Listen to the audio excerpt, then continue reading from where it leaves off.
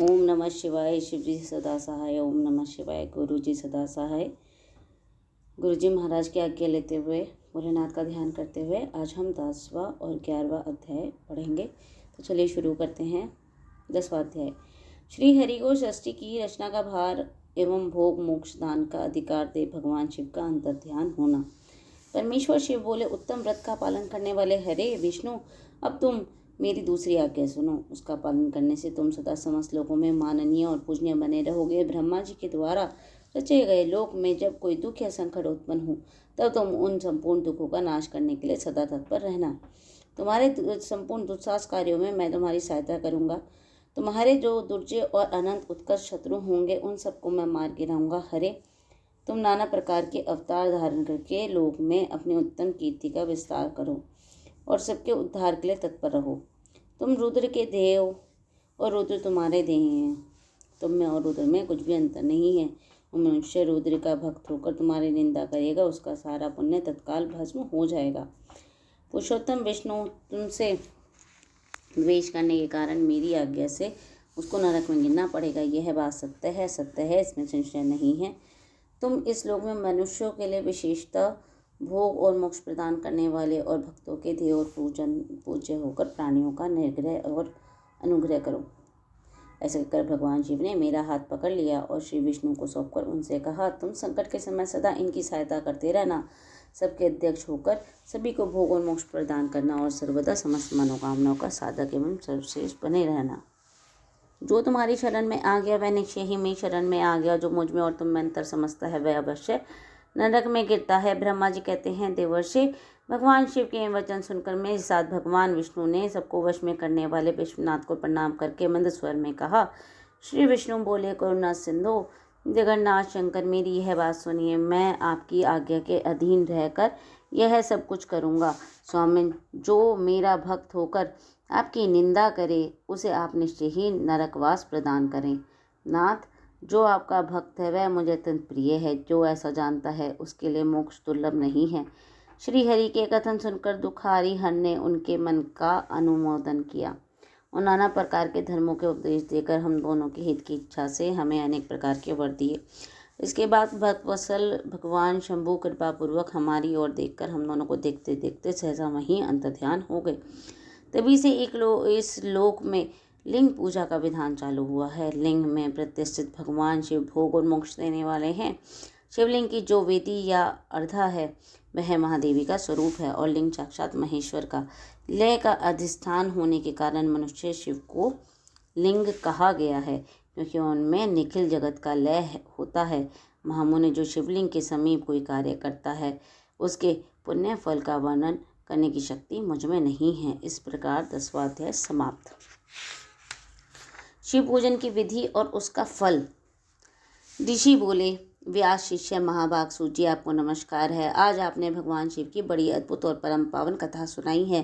ध्यानेदे ब्रह्मा और नारद के संवाद के अनुसार आप हमें शिव पूजन की वह विधि बताइए जिससे यहाँ भगवान शिव संतुष्ट होते हैं। ब्राह्मण, क्षत्रिय, वैश्य, शूद्र सभी शिव की पूजा करते हैं। वह पूजन कैसे करना चाहिए? आपने व्यास जी के मुख से इस विषय को इस प्रकार सुना है, वह बताइए। ऋषियों का वह कल्याणप्रद एवं श्रुति सम्मत वचन सुनकर सूत जी ने उन मुनियों के प्रश्न के अनुसार सब बातें प्रसन्नतापूर्वक बताई। सूत जी बोले, मुनीश्वरों, आपने बहुत अच्छी बात पूछी है, परंतु वह रहस्य की बात है। मैंने इस विषय को जैसा सुना है और जैसी मेरी बुद्धि है उसके अनुसार आज कुछ कह रहा हूँ, जैसे आप लोग पूछ रहे हैं। उसी तरह पूर्व काल में व्यास जी ने सनत कुमार जी से पूछा था, फिर उसे उपमन्यु जी ने भी सुना था। व्यास जी ने शिव पूजन आदि जो भी कुछ विषय सुना था उसे सुनकर उन्होंने लोकहित की कामना से मुझे पढ़ा दिया था। इसी विषय को भगवान श्री कृष्ण ने महात्मा उपमन्यु से सुना था। पूर्व काल में ब्रह्मा जी ने नारद जी से इस विषय में जो कुछ कहा था वही इस समय मैं कहूँगा। ब्रह्मा जी ने कहा, नारद, मैं संक्षेप में लिंग पूजन की विधि बता रहा हूँ, सुनो। जैसा पहले कहा गया वैसे जो भगवान शंकर का सुखमय, निर्मल और सनातन रूप है उसका उत्तम भक्ति भाव से पूजन करें। इससे समस्त मनवांछित फलों की प्राप्ति होगी। दरिद्रता, रोग दुख और शत्रु जनित पीड़ा, ये 4 प्रकार के पाप कष्ट तभी तक रहते हैं जब तक मनुष्य भगवान शिव का पूजन नहीं करता। भगवान शिव की पूजा होते ही सारे दुख विलीन हो जाते हैं और समस्त सुखों की प्राप्ति हो जाती है। तत्पश्चात समय आने पर उपासक की मुक्ति भी होती है। जो मानव शरीर का आश्रय लेकर मुख्यतः संतान सुख की कामना करता है, उसे चाहिए कि वह संपूर्ण कार्यों और मनोरथों के साधक महादेव जी की पूजा करें। ब्राह्मण, क्षत्रिय, वैश्य और शूद्र भी संपूर्ण कामनाओं और प्रयोजनों की सिद्धि के लिए क्रम से विधि के अनुसार भगवान शंकर की पूजा करें। प्रातःकाल ब्रह्म मुहूर्त में उठकर गुरु और शिव का स्मरण करके तीर्थों का चिंतन और भगवान विष्णु का ध्यान करें। फिर मीरा, देवताओं का और मुनि आदि का भी स्मरण चिंतन करके श्रोत पाठ पूर्वक शंकर जी का विधिपूर्वक नाम लें। उसके बाद शैया से उठकर निवास स्थान से दक्षिण दिशा में जाकर मल त्याग करें। मुने एकांत में मलोत्सर करना चाहिए। उससे शुद्धि होने के लिए जो विधि मैंने सुन रखी है उसी को आज तुमसे कहता हूँ। मन को एकाग्र करके सुनो। ब्राह्मण गुदा की शुद्धि के लिए उसमें 5 बार शुद्ध मिट्टी का लेप करे और धोए। क्षत्रिय 4 बार, वैश्य 3 बार, शूद्र 2 बार विधिपूर्वक गुदा की शुद्धि के लिए उसमें मिट्टी लगाए। लिंग में भी 1 बार प्रयत्न पूर्वक मिट्टी लगानी चाहिए। तत्पश्चात बाएं हाथ में 10 बार और दोनों हाथों में 7 बार मिट्टी लगाकर धोए। तात पर के प्रत्येक पैर में 3-3 बार मिट्टी लगाए। फिर दोनों हाथों में भी मिट्टी लगाकर धोए। स्त्रियों को शूद्र की भांति अच्छी तरह मिट्टी लगानी चाहिए। हाथ पैर धोकर पूर्ववत शुद्ध मिट्टी ले और उससे लगाकर दांत साफ करे। फिर अपने वन के अनुसार मनुष्य दांतुन करे। ब्राह्मणों को 12 उंगल की दांतुन करनी चाहिए। क्षत्रिय 11 उंगल, वैश्य 10 उंगल और शूद्र 9 उंगल की दांतुन करे। यह दांतुन का मान बताया गया। मनुस्मृति के अनुसार काल दोष का विचार करके ही दांतुन करे और या त्याग दे। तात सृष्टि प्रतिपदा, अमावस्या, नवमी, व्रत का दिन, सूर्यास्त का समय, रविवार और श्राद्ध दिवस ये दंत धावन के लिए वर्जित हैं। इसमें दांतुन नहीं करनी चाहिए। दांतुन के पश्चात तीर्थ, जलाशय आदि में जाकर विधिपूर्वक स्नान करना चाहिए। विशेष देश काल आने पर मंत्र उच्चारण पूर्वक स्नान करना उचित है। स्नान के पश्चात पहले आचमन करके वह धुला हुआ वस्त्र धारण करे। फिर सुंदर एकांत स्थल में बैठकर संध्या विधि का अनुष्ठान करे। यथा योग्य संध्या विधि का पालन करके पूजा का कार्य आरंभ करें। मन को सुस्थिर करके पूजा गृह में प्रवेश करे। वहाँ पूजन सामग्री लेकर सुंदर आसन पर बैठे। फिर न्यास आदि करके क्रमशः महादेव जी की पूजा करें। शिव की पूजा से पहले गणेश जी की, द्वारपालों की और दिक्पालों की भी भलीभांति पूजा करके विजय देवता के लिए पीठ स्थान की कल्पना करें। अथवा अष्टदल कमल बनाकर पूजा द्रव्य के समीप बैठे और उस कमल पर भी ही भगवान शिव को समासीन करें। तत्पश्चात 3 आचमन करके पुनः दोनों हाथ धोकर 3 प्राणायाम करके मध्यम प्राणायाम अर्थात कुंभक करते समय त्रिनेत्रधारी भगवान शंकर शिव का इस प्रकार ध्यान करें। उनके 5 मुख हैं, 10 भुजाएं हैं, शुद्ध स्फटिक के समान उज्ज्वल कांति है। सब प्रकार के आभूषण उनके श्रीअंगों को विभूषित करते हैं और मैं व्यग्र चांद की चादर ओढ़े हुए हैं। इस प्रकार ध्यान करके यह भावना करें कि मुझे भी इनके समान ही रूप प्राप्त हो जाए। ऐसी भावना करके मनुष्य सदा के लिए अपने पाप को भस्म कर डाले। इस प्रकार भावना द्वारा शिव का ही शरीर धारण करके उन परमेश्वर की पूजा करें। शरीर शुद्धि करके मूल मंत्र को क्रमशः न्यास करें और सर्वत्र प्रणव से ही षडंग न्यास करें। ओम अधित्यादि नमः अध्ययाति रूप से संकल्प वाक्य का प्रयोग करके फिर पूजा आरंभ करें। पाद्य, अर्ध और आचमन के लिए पात्रों को तैयार करके रखें।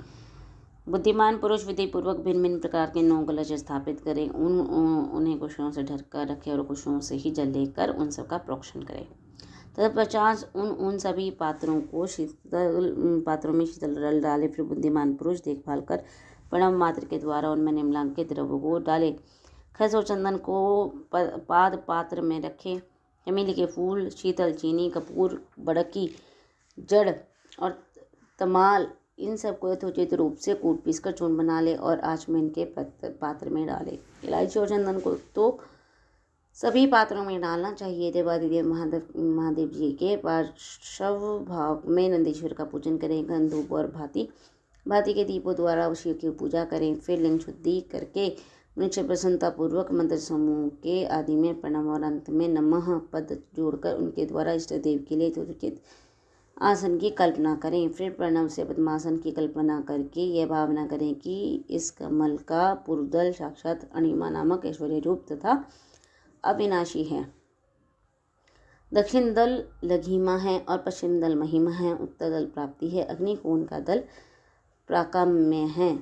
नैष्ठिक कोण का दल ऐश्वर्यतीय है, वायव्य कोण का दल वशिष्ठ है, ईशान कोण का दल सर्वज्ञत्य है और उस कमल की कर्णिका को सोम कहा जाता है। सोम के नीचे सूर्य है, सूर्य के नीचे अग्नि है और अग्नि के नीचे धर्म आदि के स्थान है। क्रम से ऐसी कल्पना करने के पश्चात चारों दिशाओं में अव्यक्त महत्त्व, अहंकार और उनके विकारों की कल्पना करें।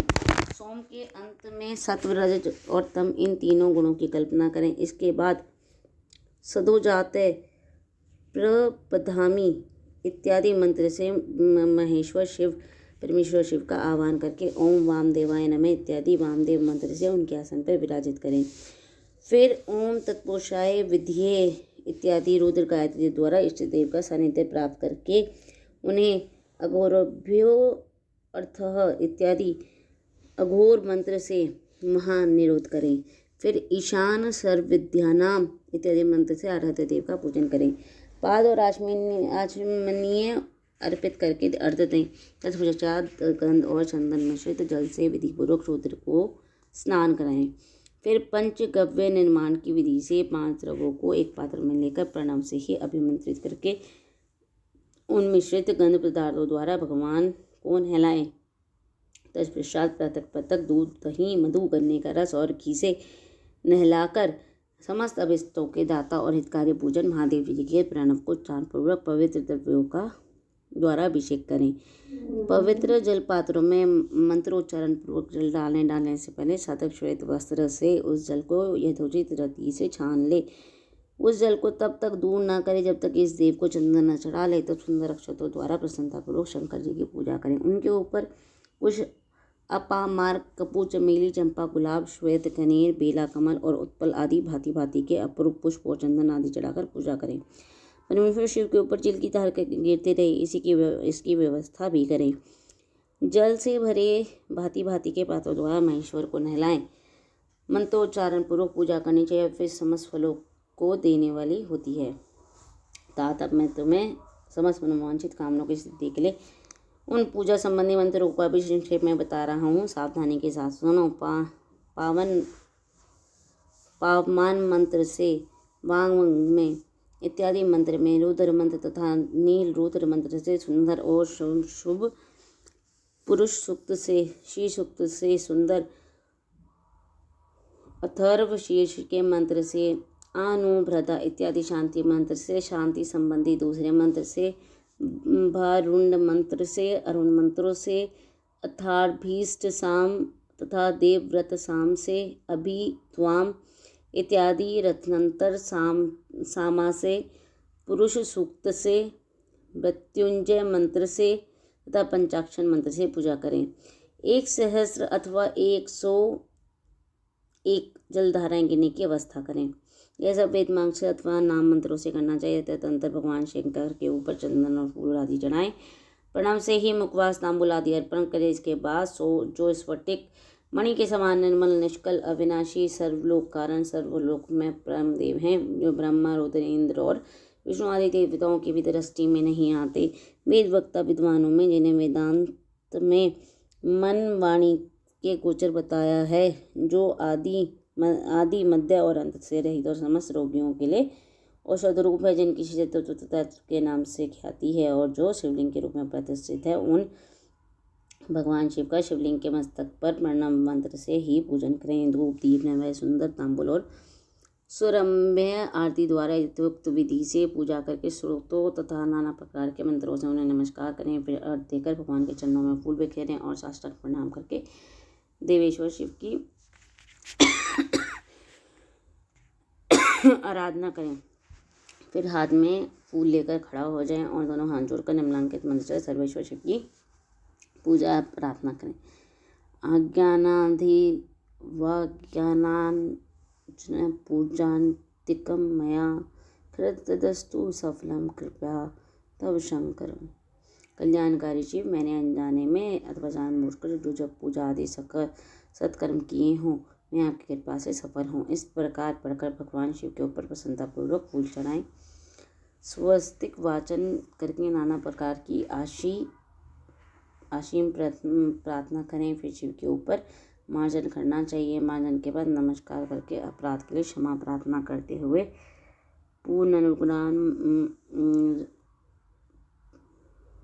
पुनरागमन के लिए विसर्जन करना चाहिए। इसके बाद अर्धा से आरंभ होने वाले मंत्र का उच्चारण करके नमस्कार करें। फिर संपूर्ण भाव से विभोर हो इस प्रकार प्रार्थना करें। शिवे भक्ति शिवे भक्ति शिवे भक्ति भरवे भवे, अन्यथा शरणं नास्ति त्वमेव शरणं मम। प्रत्येक जन्म में मेरे शिव में भक्ति हो, शिव में भक्ति हो, शिव में भक्ति हो। शिव के सिवा दूसरा कोई मुझे शरण देने वाला नहीं। महादेव आप ही मेरे लिए शरणदाता हैं। इस प्रकार प्रार्थना करके संपूर्ण सिद्धियों के दाता देवेश्वर शिव का पराभक्ति के द्वारा पूजन करें। विशेषतः गले की आवाज़ से भगवान को संतुष्ट करें। फिर सपरिवार नमस्कार करके अनुपम प्रसन्नता का भाव अनुभव करते हुए समस्त लौकिक कार्य सबपूर्वक करता रहें। जो इस प्रकार शिव भक्ति परायण हो, प्रतिदिन पूजन करता है, वह अवश्य ही पग पग पर सब प्रकार की सिद्धि प्राप्त होती है। वह उत्तम वक्ता होता है और उसे मनवांछित फल की निश्चय ही प्राप्ति होती है। रोग दुख दूसरों के निर्मित से होने वाला उद्वेग, कुटिलता और विषादी के रूप में जो कष्ट उपस्थित होता है, उसे कल्याणकारी परम शिव अवश्य नष्ट कर देते हैं। उस उपासक का कल्याण होता है। भगवान शंकर की पूजा से उसमें अवश्य सद्गुणों की वृद्धि होती है। ठीक उसी तरह जैसे शुक्ल पक्ष में चंद्रमा बढ़ता है। मुनि शेष नारद, इस प्रकार मैंने शिव की पूजा का विधान तुम्हें बताया है। अब तुम क्या सुनना चाहते हो? कौन सा प्रश्न पूछने वाले हो? इसी प्रकार 11वां अध्याय समाप्त। ओम नमः शिवाय। शिव जी सदा सहाय। ओम नमः शिवाय। गुरु जी सदा सहाय। जय गुरु जी।